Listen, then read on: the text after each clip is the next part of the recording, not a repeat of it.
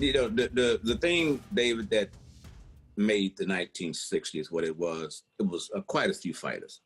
And probably the most impressive thing about a lot of those guys, and since, we'll start with, a lot of those guys is that the amount of time that they fought within a year. Oh, yeah. There was no such thing as I'll fight January. Okay, we'll make a fight come March, and then maybe we'll fight in September, and then we'll fight again next year. These guys fought. These guys fought so many times, it was ridiculous. And that's just getting up to the title.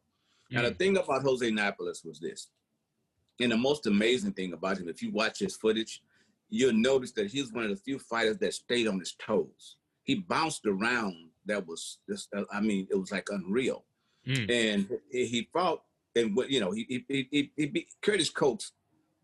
Well, I want to say Curtis Coates may have been he was maybe one of the greatest fighters that he fought. Okay. And literally each time it was like, okay, the first time they fought, you expected, okay, Coates to be the difficult guy that he was. But the next time, it was, I think it was like a few months later, he takes this guy on again, right? So he made it look real easy. Yeah. That's the type of fighter that he was. He was so smooth. He came on after guys like Coates and Shipes had held. They pretty much, when Charlie Shipes and Curtis Coates fought for the title, it was up for grabs. And they actually took Curtis Coates and Charlie Shipes, who was my brother's trainer, actually, in a stablemate with George. That's the amazing thing was, within their stable was George, Liston, Charlie Shipes, Freddie Little, right? Wow, that's a lot of talent in one room. That's a lot of talent in one, and they came. So, and that, which gave a young guy like George who came, there was some other guys, don't get me wrong, did catch fight, but some of the others never really. That was a young heavyweight by the name of Terry Hinkey, who was pretty good out of Seattle, Washington. He was pretty good. He got his record, but when he stepped up in competition, kind of like Boone Kirkman and those guys, he got beat. Yeah. But Jose Napoles took on the best fighters of his career. Consistently. Consistently. Yeah. You fought in June, you fought in January. Okay, you're going to fight again in March. You fight in March, you're going to fight in May or June. Then you're going to fight in October, and then you're going to get a fight before you end the year, which is November, December. And you could kind of tell too, the fighters of that era all looked so much more comfortable in the ring than they do nowadays. There are some fighters, I'm sure they hard spar all the time, or maybe they just don't feel it, the pressure as much as other fighters, and then they get in there and every time they look relaxed. But there are a lot of fighters nowadays to where you could tell they're really high strung. It takes them 4 to 5 rounds sometimes to really get into their groove. And I figure that's got to be because they're not fighting as often. That may be, and that's some truth to that, David. But more or less, these guys don't go in the gym until you call me and tell me I have a fight schedule. See, back then, I seen this a lot myself. It's more in the early 70s, more than in the late 60s as well. These guys stayed in the gym. It was a trade and a skill to them. Well, if they're not doing that now, that's just stupid. Well, they don't. You hear guys say, well, I'm going back in the gym. I heard Mike Tyson the other day said something that was kind of, you haven't heard in a while. He just fought, 3 weeks ago. He says, I'm back in the gym next week. He was just back in the gym last week. Now, that's because why? That was the way Cuss brought him up during his career. You don't wait to get ready for a fight. You are ready for a fight. And there were times when those guys fought as coming up as a contender. You fought 12. I think one time, I know my brother fought 12 times. Ali fought one time, 10, 11 times. Joe Frazier fought 10. And I think Mike Tyson at one time fought 13 times in 1 year. I can't think of another art or profession where you would just take months off at a time and not keep up with your skills. Even if you're a painter, you don't stop painting until you get a commission, It doesn't make any sense. You have things ready. And that's what those guys did. Napoles, and they brought in other contenders or sometimes even world champions that they would work with.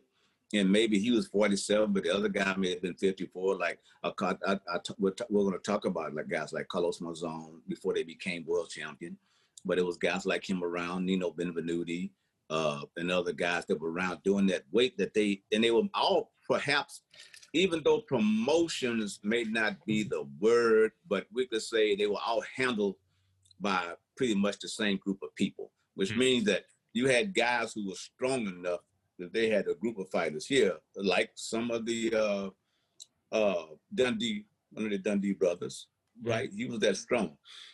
He had that outreach. So maybe he was down to Chris, maybe he was down in Florida, but he had outreach to guys in Mexico. As a matter of fact, I think Chris Dundee had something to do. I don't hold sure of that, but not just him, but other fighters as well.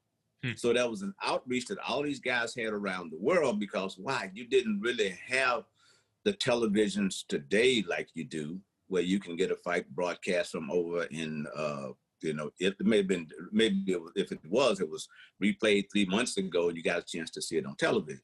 Today, as you well know, it's instantly. And that's the difference in these guys, again, today. And I think that when you mentioned that, you're absolutely right. The skill set, even though we may have a couple of guys today that are pretty good and smooth, but as you said, it takes them a couple of rounds, 3-4 rounds to really get their groove on.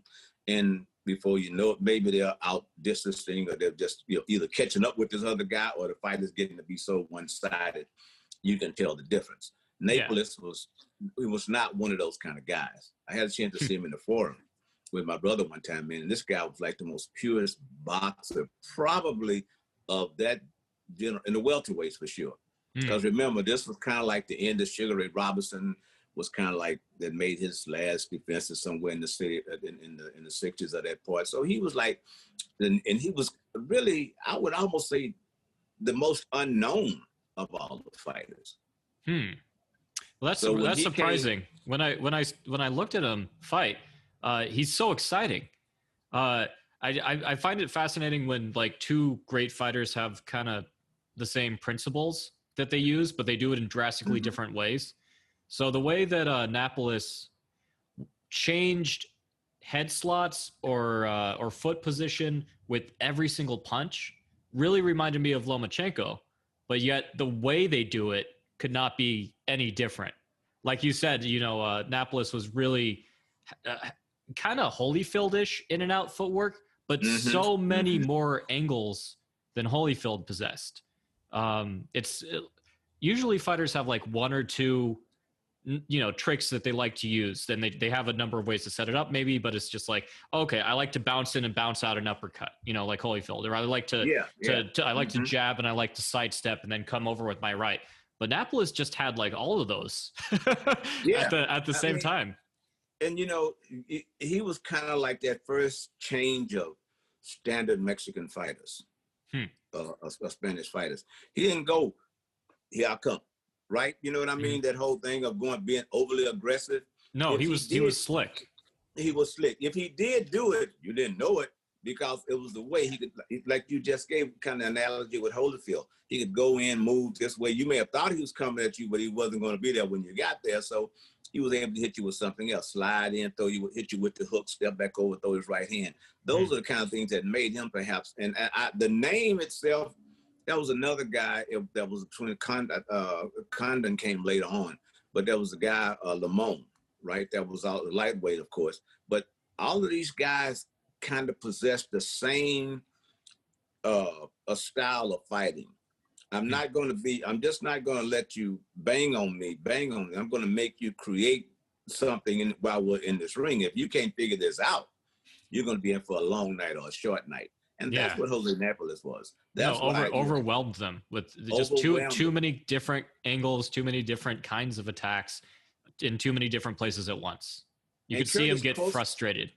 Yes. And Curtis Coates was the well-schooled fighter. I mean, of course, he's in the Hall of Fame, of course, but he was the well-schooled fighter.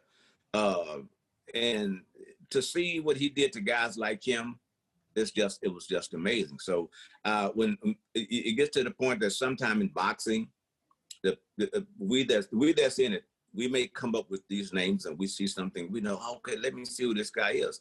But the average historian, because there's not footage on these guys like it is in NFL, football, basketball, you know, in baseball, people can just click on this, oh, what? There's, you know, that was a 1966 World Series. Well, you can look at 1963, 65, pardon me, and you may not even see any footage of Jose Napoles because, I mean, why? It wasn't there. The night that he won the titles, maybe, or the first time, he just all of a sudden became this household boxing name, Boxing Illustrated, World Ring Magazine, and all that stuff. And that's when we got a chance to really look at him before he came in.